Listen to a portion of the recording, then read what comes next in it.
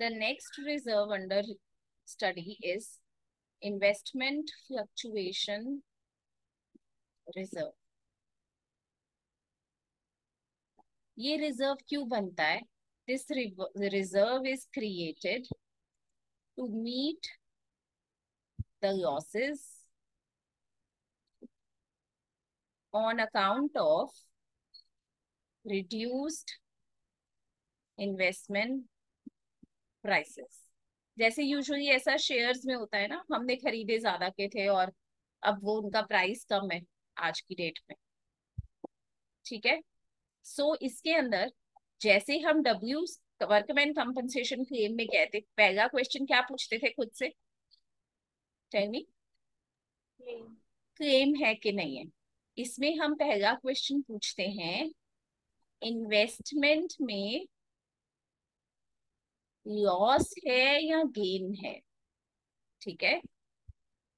तो हमारा पहला केस बनता है नो लॉस नो गेन, ठीक है, no loss no gain. That means my IFR is totally free. Suppose करो मेरे पास क्वेश्चन में IFR है 50,000, ठीक है। सो माई IFR इज फ्री, 50,000 का IFR फ्री हो गया, कोई लॉस ही नहीं है जो मैं एडजस्ट करूं। सो मेरे पास अब दूसरा क्वेश्चन आ गया, जैसे नो क्लेम होता है तो दूसरा क्वेश्चन क्या होता है? कोई क्लेम नहीं है, तो WCC में क्या कर पूछते हो फिर खुद से? डिस्ट्रीब्यूट करने के रिटेन करना है ना। तो इसमें भी सेम, भाई कोई क्लेम ही नहीं है, एक तरीके से कोई लॉस ही नहीं है, ना लॉस है ना प्रॉफिट है, ठीक है। दैट मीन्स नेक्स्ट क्वेश्चन पे आ जाओ कि भैया डिस्ट्रीब्यूट करना है कि रिटेन करना है ये रिजर्व। अगर तो डिस्ट्रीब्यूट करना है तो ओल्ड रेशो में डिस्ट्रीब्यूट कर दो। एंट्री क्या हो जाएगी? IF पूरा 50,000 का IFR, मानो दो ही पार्टनर है X और Y, तो IFR 2X इज कैपिटल और इनकी रेशो है सपोज 3:2, 2Y इज कैपिटल। 30,000 इसको दे दो, 20,000 इसको दे दो, क्योंकि डिस्ट्रीब्यूट करना था, ठीक है। और अगर क्वेश्चन में है कि नहीं भाई जो डिस्ट्रीब्यूट तो नहीं करना है, तो रिटेन करना है, रिटेन यानी GSAM करना है। अब इनका गेन सेक्रीफाइस, ये तो इनका ओल्ड शेयर था और न्यू शेयर है, सपोज करो ये हो गया 3/5 2/5। न्यू शेयर सपोज करो 2:3 है, तो 2/5 3/5 हो गया। यानी ये वाला बंदा जो Y है ये गेन कर रहा है 1/5 से और ये सेक्रीफाइस कर रहा है 1/5 से, है ना। तो कौन किसको देगा? Y X को देगा। कितने रुपए देगा? हमारा कितना 50,000 का IFR है, उससे उसका हिस्सा 10,000। बिल्कुल वैसा है जैसा क्लेम ना होने पे होता है। If there is no claim, या तो फिर सेकंड क्वेश्चन डिस्ट्रीब्यूट और रिटेन। डिस्ट्रीब्यूट करना है ओल्ड रेशो में बांट के खत्म कर दो, रिटेन करना है तो GSAM। क्लियर है? अनंत क्या आप इसका स्क्रीनशॉट लेके ग्रुप पे भेज, या मैं ही भेज सकती हूँ फटाफट?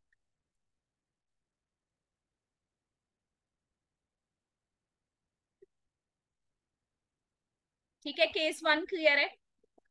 Let's move to case 2। Case 2 में लॉस है। IFR हमारा था 50,000। नाउ केस 2 में we have a loss, but this time the loss is less than IFR। Loss हमारा 20,000 है सपोज करो, या 30,000 है, और IFR हमारा 50,000, ठीक है। तो हम एक ही एंट्री कर सकते हैं, IFR डेबिट पूरा 50,000 का IFR है, और नहीं, हमें ना इसको क्वेश्चन वाइज समझा देती हूँ।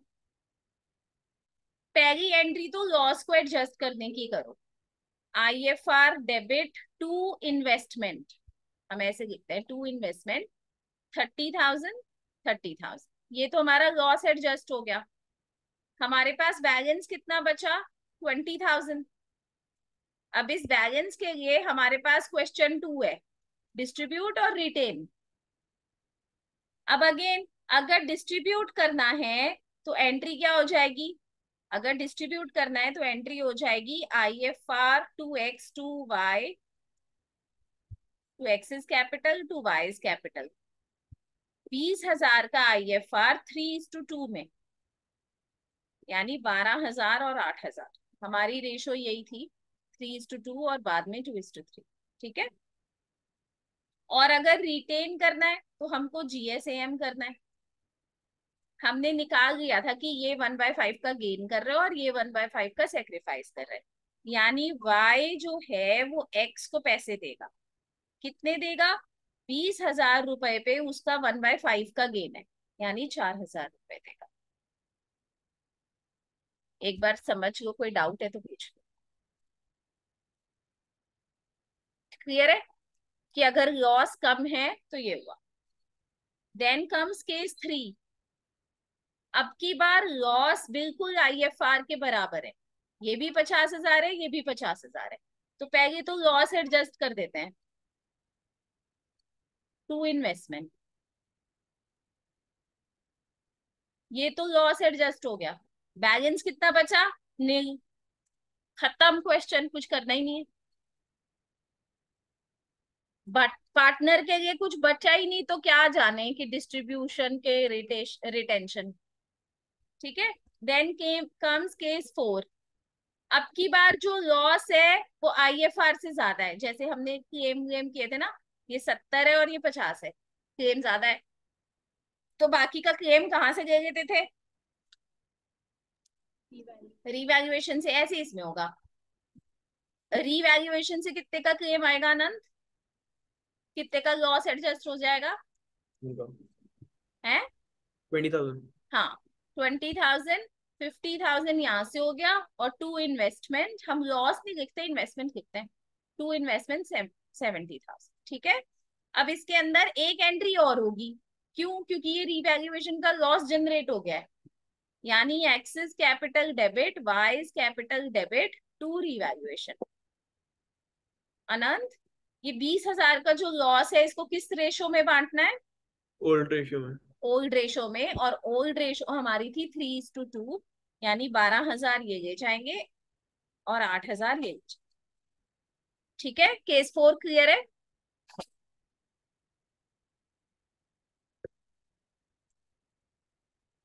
अब ये तो हुआ कि कुछ, पहला केस था नो प्रॉफिट नो लॉस, दूसरे तीसरे चौथे में लॉस था, लॉस कम है, लॉस बराबर है, लॉस ज्यादा है। ये केस WCR से थोड़ा अलग है। अब की बार गेन है,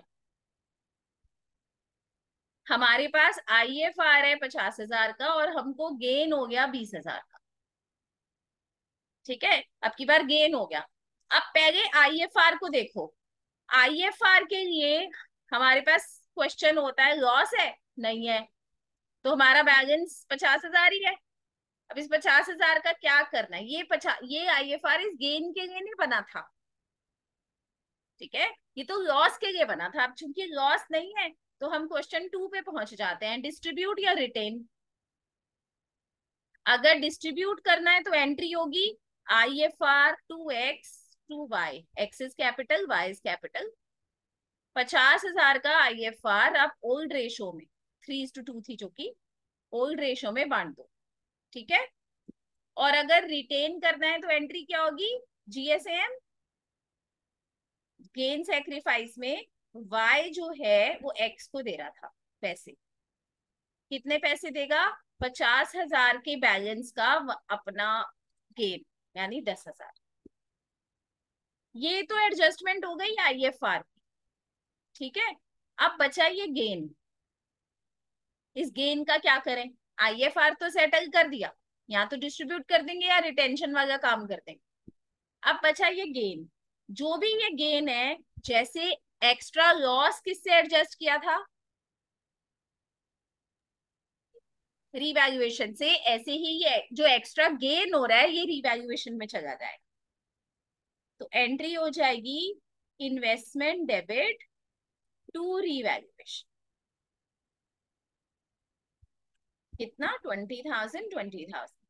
और अब जैसे रीवैल्यूएशन का जो लॉस था वो हमने पार्टनर्स को दिया था, ऐसे ही ये गेन भी तो उनको देंगे, इस पे भी तो उन्हीं का अधिकार है। ये काफी इंपॉर्टेंट केस है। ये 20,000 कौन सी रेशो में जाएगा? ओल्ड रेशो में, जो कि 3:2 थी। ठीक है। गेन की ट्रीटमेंट अलग है। आईएफआर, जब गेन होता है तो आईएफआर फ्री हो जाता है। अब आप उसको बांटना चाहते हो या रिटेन करना चाहते हो, उसके हिसाब से काम होगा। और गेन की ट्रीटमेंट रीवैल्यूएशन के थ्रू होगी। ठीक है। This concept IFR is very important.